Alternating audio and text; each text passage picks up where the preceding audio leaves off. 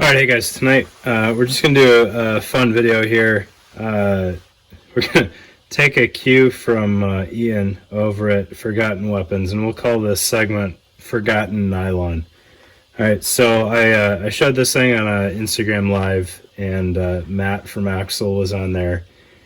And I told him I was debating doing a video on it just for notoriety, and he said I have to get this on film. So this is like early 2000s, like beginning of GWatt time frame, and it's a Patriot Performance Materials chassis, as best as I can find. I've never seen this thing anywhere else. I got it in a trade because it was just too odd that I needed to see it, and I've been sitting on it. It's got a lot of interesting features. Not a lot of them make a lot of sense, but we'll just go over it for fun. And no, I don't know where you can get one of these. If you just have to have it, throw some number at me, and I'll get rid of it, I guess. All right, so Patriot Performance, if you're not familiar with them, early in GWatt, they did a lot of different things. OP Tactical used to stock them. I had a handful of pouches of theirs growing up. I had chest rig from them. I don't think I ever had a plate carrier from them, but they did some kind of interesting plate carriers that were totally viable options at the time, and some of them aged better than others if you can still find them, but they're kind of interesting. And every once in a while I'll run a search on eBay for PPM and see what pops up. But this thing has a lot going on it that I just kind of want to show you kind of where we've come with nylon gear. All right, so to start with, the plate bags zip on to the vest, all right, and then they are also zipper opening for top loading your plates. So what was kind of cool is you can get mixed sizes. You can have the core vest be a standard issue item, and then the actual plate pockets separate. So you could buy, if you've got a unit of 50 people, you could buy 50 of the base, and then people could request plate bags based on what size armor they wanted. If they wanted a larger plate in the back for whatever reason and a smaller up front, which is a viable concept if you have the logistics to support it, then you could do that very easily with this. And you can see the plates would fit fairly tight versus having some sort of goofy one-size-fits-all plate pocket, which I've never seen work out well. All right, so you've got that going on there. There's a zip-on groin panel here. So all of these zippers are full-size YKK number 10 zippers. And then all of the pocket zippers are a little bit smaller, since they're all top loading and not really load bearing. And then so there was the groin panel. There's this loop material on the inside and a row of moly webbing. I don't know what you're going to add below your groin panel, but that was an option. It, based on the way it was hanging, you couldn't really mount anything there and access it, so I don't really know what that was for. But moly on the front with pretty decent spacing. PPM would they would never terminate on a clean row. They would just run the webbing all across whatever it was, and then you'd have these goofy like quarter cells of moly. But the moly that you were supposed to use was all in spec. This seems like it got pinched a little bit. I don't know what's going on there. So that zipped on, and then you could obviously insert your armor via a zipper. The side dimensions are kind of wonky here. So you've got these two very reminiscent of PPM utility pockets here, and these actually zip to each other and then zip to the adjustment in the back. So the only one of these pouches that you absolutely had to have was this one, because the release mechanism was tied through there. It's just binding webbing, interlocking, like on the bottom of a 9022 IFAC. So there's some sort of pull cable here. I don't have the pull cable, so this was just mocked up to keep it together.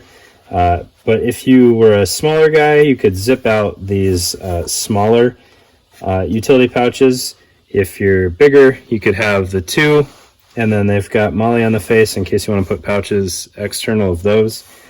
I wish, but this would have been super forward thinking at that time, that the smaller one was the one tied into the quick release, so you could in theory put a radio in that pocket, which would be kind of neat because you could have all your excess cable right in there and everything, and that would have been interesting, right? The shoulder straps are kind of rudimentary, so there's 2 layers to the strap, and both of them are just kind of independent of each other. So the bottom layer just velcros to the internal loop, and you can take up as much slack as you want with that. And then you've got the top strap here that just kind of velcros like that, and you can fish it through this little tunnel to help police up some of the excess. In theory, you could take this front tab all the way back into the rear portion of the plate bag there. You would just have to police up some of your top strap with the bottom strap running internal of the vest itself. Okay.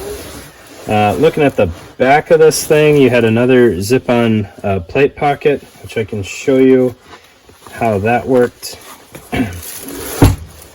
So all of the zipper tabs have this double-sided hook, which is really the only like super annoying thing about this is it's not combat shirt friendly, but combat shirts didn't really exist when this was put out.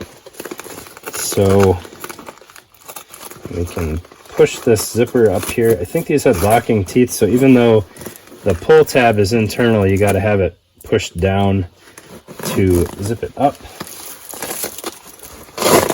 And then we can remove that. We'll undo this side and get it completely off for you guys so you can see what it looks like underneath.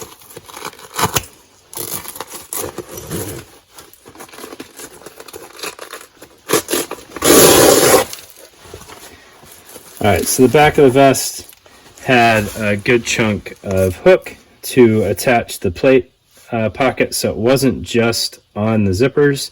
You've got this awesome drag handle, which I can only assume runs under the Velcro, so in theory it's stitched all the way down, but it's nice old school plate carrier drag handle on there. The plate pockets you can see are again lined with that kind of gridded loop material there, and I believe the plate pockets are reversible. You can have front or back in the same position, and what makes me think that is you've got again a zipper on the bottom so you could attach your groin panel. All right, going back to the front of this thing, we will pop this plate pocket off of here.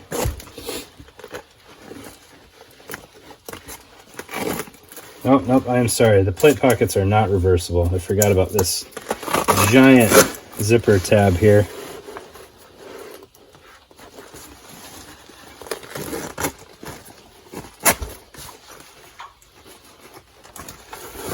Alright, so now that we've got our front plate pocket off of there, you can see that you've got a couple different ways you can get into this thing.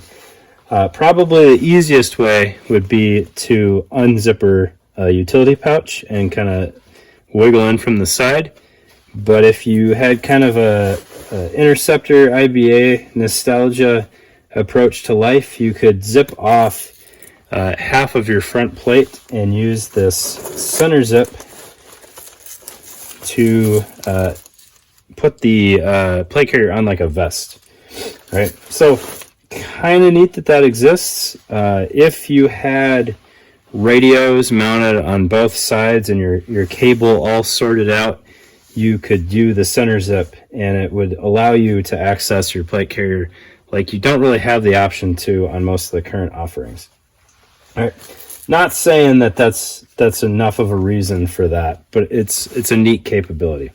All right, your fine-tuned cummerbund adjustment is under this reinforced chunk of material here, so you can pull your paracord in or release your paracord so that these tabs slide out from that.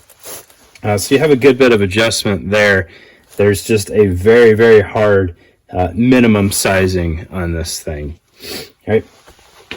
Looking at these shoulder straps in the rear here, there's a little Velcro sandwich there, and there was some sort of release mechanism. You can see the eyelets for it there, but it's all zip tied in place now because that cable's gone. You can see all of the double hook zipper tabs in here. So it's a thing. It's interesting. I guess if I really, really wanted to, I could try to have somebody make some zip-on radio pockets or something like that. So I got rid of that giant utility pouch there and kind of gave it some modern capabilities. But I just think it's a cool piece back to the days of the RAV being, the Patriot RAV being like the king armor system, and then all the normal people running IBAs and early concept IOTV stuff. Pretty neat little sample there that is absolutely accurate to the build style of PPM products. They had a huge fascination with using this kind of binding webbing type material all over their pouches, zipper pulls, and kind of mag seating tabs and everything. Really neat stuff. Well made for sure. Just an old idea these days. So I appreciate you guys stopping by and watching this one. Not the coolest thing, but an interesting kind of walk in history. So thanks, guys.